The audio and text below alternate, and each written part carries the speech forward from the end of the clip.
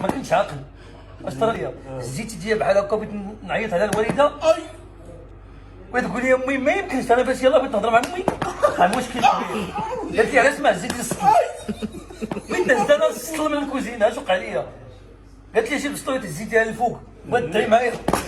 انا من صغري ما تناكلش كسكسو داير تتقول لي امي عود كلوا كلوا. انا علاش ما كنبغيش ناكلو حيت فاش تنجي من الجامع تاكل القصريه سخونه. ديك القصريه اللي سخونه ما عنديش انا مع الكاع. القرعه فيها خيزو وخيزو كتلقى خيزو مثلا فيه بارك عليك